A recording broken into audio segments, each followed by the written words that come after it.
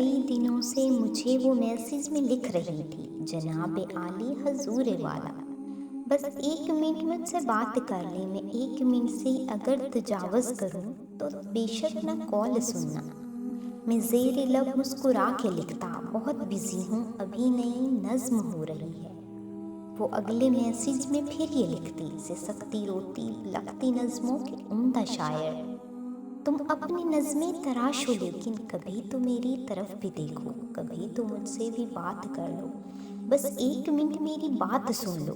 میں ہنس کے لکھتا، فضول لڑکی، بہت بزی ہوں، بس 1 منٹ ہی تو ہے نہیں نا۔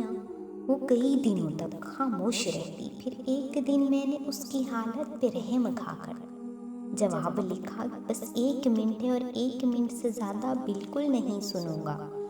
تو اس نے اوکے لکھا اور ایک دم سے کال کر دی۔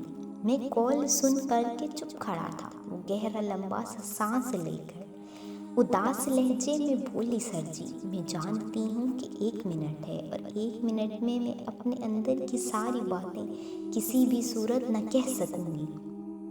سلگتی ہجرت زدہ رتوں کو اداس نظموں میں لکھنے والے عظیم شاعر، خدا کی دھرتی پہ رہنے والے، اداس لوگوں کا دکھ بھی لکھنا، کبھی محبت میں جلتے لوگوں کا دکھ سمجھنا، کبھی کسی نظم میں بتانا جنہیں تمہاری رفاقتیں ہی کبھی میسر نہیں ہوئی ہیں، جنہیں تمہاری محبتیں ہی کبھی میسر نہیں ہوئی ہیں، کبھی جو محرومیوں کے موسم انہیں ستائیں تو کیا کریں وہ، کبھی جو تنہائیوں کی شامیں بہت رلائیں تو کیا کریں وہ۔ ابھی تو آدھا منٹ پڑا تھا مگر وہ لائن سے ہٹ چکی تھی۔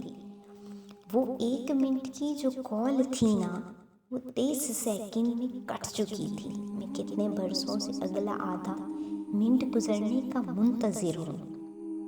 وہ نرم لیکن اداس لہجے میں بات کرتی، اداس لڑکی میری سماعت کے اد کھلے در یوں ہی اب تک لگی ہوئی ہے، ہٹی نہیں ہے، بہت سالوں سے چل رہی ہے۔ وہ کال اب تک کٹی نہیں ہے، وہ کال اب تک کٹی نہیں ہے۔